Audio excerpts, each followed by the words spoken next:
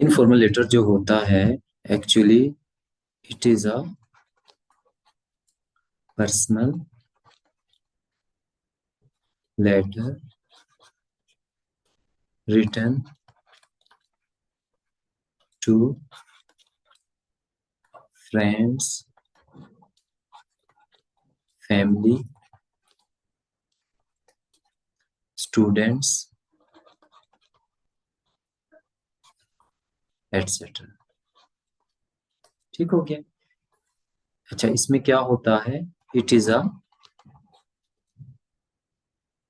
It is friendly in tone. ठीक है, यानी इसके अंदर जो लैंग्वेज यूज होती है दैट इज फ्रेंडली। इसमें हम फ्रेंडली होते हैं, हम फॉर्मल नहीं होते, फ्रेंडली होते हैं। ठीक है, but must be still clear, यानी कि फॉर्मल लेटर की तरह इसकी भी जो राइटिंग होती है वो बिल्कुल क्लियर होना चाहिए, रिस्पेक्टफुल भी होनी चाहिए। यकीनन आप इसमें फॉर्मल नहीं होते हैं, बट रिस्पेक्टफुल होना चाहिए एंड ऑर्गेनाइज्ड। और आपके जो थॉट्स हैं, आपके जो आइडियाज हैं, जैसे फॉर्मल में ऑर्गेनाइज्ड थे, यहाँ पे भी ऑर्गेनाइज्ड होते हैं। ठीक है, अब मैं आप लोग को बता देता हूँ कि क्या फर्क होता है दोनों में, फॉर्मल वर्सेस इनफॉर्मल में क्या फर्क होता है। जैसे कि ये फॉर्मल है वर्सेस इनफॉर्मल, इन दोनों लेटर में बुनियादी फर्क क्या है, बस ये जल्दी से बता देता हूँ, फिर उसके बाद हम लेटर लिख देंगे। ठीक है, फॉर्मल वर्सेस इनफॉर्मल लेटर, इन दोनों में बुनियादी फर्क क्या होता है, मैं आप लोग को अभी बता देता हूँ। देखिए, सबसे पहले जो एक जो फॉर्मल लेटर होता है वो क्या होता है, प्रोफेशनल होता है, दैट इज प्रोफेशनल लेटर। ठीक है, एक प्रोफेशनल लेटर होता है, यानी कि ऑफिशियल होता है, ऑफिस से रिलेटेड होता है, गवर्नमेंट से रिलेटेड होता है। और जो इनफॉर्मल होता है ये पर्सनल होता है। ठीक है, ये इमोशनल होता है, इमोशनल, या ये फ्रेंडली होता है। ठीक है, ये फर्क होता है। दूसरा, इसमें जब हम फॉर्मल लेटर में जब हम मुखातिब करते हैं, सैल्यूटेशन जो होती है उसमें हम बोलते हैं रिस्पेक्टेड सर या रिस्पेक्टेड मैडम। और यहाँ पे हम क्या कहते हैं, dear friend, brother, father, student, ETC. ठीक है, तो यहाँ पे ये फॉलो किया जाता है। अच्छा, यहाँ पे जो टून होती है, जो टून होती है वो ऑफिशियल होती है। ठीक है, यहाँ की जो टून होगी that would be official plus polite, official भी होगी और पोलाइट भी होगी। और यहाँ की जो टून होगी that would be friendly, friendly होगी, रिलैक्स्ड होगी, यानी यहाँ पे आपको कोई खतरा नहीं होगा। ठीक है, अच्छा, यहाँ पे जो आप लास्ट में लिखते हैं एंडिंग जो होती है, एंडिंग जो फॉर्मल लेटर होता है उसमें हम लिखते हैं यूअर्स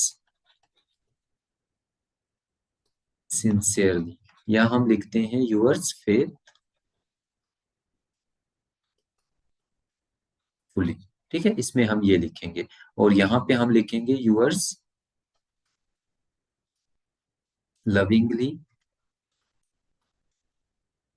या हम यहाँ पे लिख देंगे सिंसियरली भी लिख सकते हैं, या हम यहाँ पे लिख सकते हैं अफेक्शनेटली। ठीक है, अफेक्शनेटली,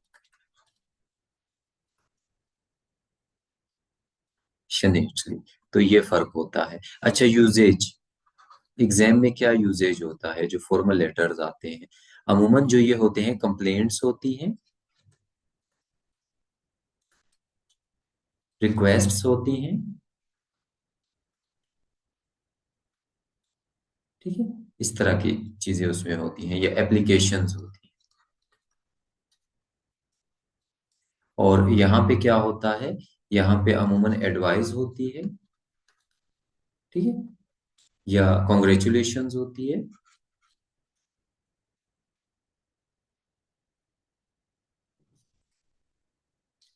या फिर यहाँ पे जो है कंडोलेंसेस होती हैं, एटसेट्रा। ठीक है, तो ये बुनियादी फर्क होता है इनमें। तो चलिए अभी मैं जल्दी जल्दी आप लोग को लिख के दिखा देता हूँ कि ये किस तरीके से लिखा जाता है। ठीक है, चलिए जी। आप देखो तकरीबन वही चीजें, फर्क थोड़ा सा है। एक तो फर्क ये है कि हमने सब्जेक्ट नहीं लिखा, दूसरा जो रेसिपिएंट है उसकी डिटेल नहीं लिखी कि वो क्या करता है क्या नहीं करता। मतलब जैसे वहां पे हम बाकायदा उसको मुखातिब करते हैं, to the principal government boys degree college Chaman, इस तरह की चीजें नहीं लिखी।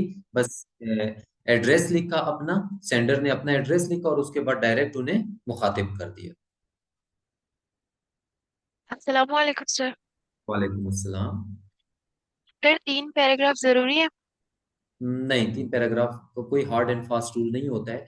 आप एक पैराग्राफ भी कर सकती हो, दो भी लिख सकती हो, तीन भी लिख सकती हो, चार भी लिख सकती हो, इवन पांच भी लिख सकती हो। ठीक है, छह भी लिख सकती हो। फॉर एग्जाम्पल आपने जो है ना इनफॉर्मल लेटर में बहुत सारी डिटेल उन्हें बतानी है, हो सकता है आपको 10 पैराग्राफ लिखने पड़ जाए। ठीक है, लेकिन पेपर के अंदर जाहिर बात है आप इतने पैराग्राफ नहीं लिखोगे, रियल में आप लिख सकती हो।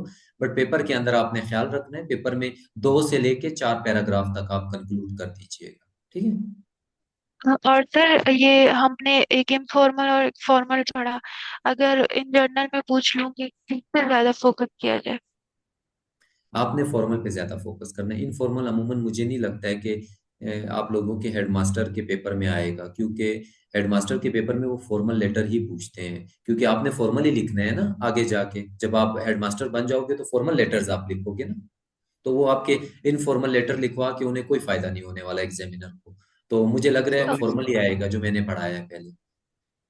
ओके, अस्सलाम thank you so much. Welcome. Sir, ये एक पैराग्राफ को खत्म करके जब दूसरा पैराग्राफ शुरू करते हैं हम ऐसे में ट्रांजिशनल वर्ड्स या कनेक्टर्स लगाते हैं, तो सर लेटर में भी लगाएंगे ये? बिल्कुल लगा सकते हैं, बिल्कुल। यू कैन राइट इट, जैसे मोर ओवर, देयर फोर, आप ये कर सकते हैं। ठीक है, कोई कोई हार्ड एंड फास्ट रूल नहीं होता है। मतलब आप बुक्स के अंदर देखो, जो आप बुक्स होती है उनके बहुत से पैराग्राफ्स होते हैं, उनमें वो नहीं लगाते। बट ऐसे के अंदर हम स्टूडेंट्स को कहते हैं कि आप लगा भी सकते हैं, नहीं भी लगा सकते, डिपेंड करते हैं आप किस तरीके से वर्ड्स को इस्तेमाल कर रहे हैं ना। तो ये आपकी अपनी टेक्निक होती है, लगा भी सकते हैं, कोई प्रॉब्लम नहीं है। ठीक है thank you sir. Thank you ji. Sir. बाकी सबको क्लियर हो गया है?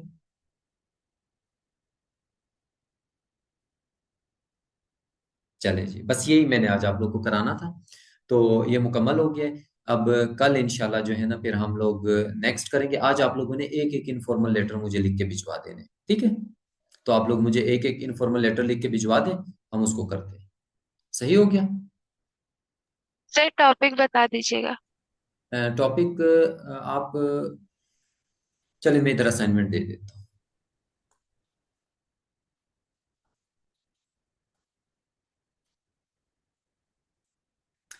पहले फॉर्मल लेटर की असाइनमेंट दे रहा हूँ।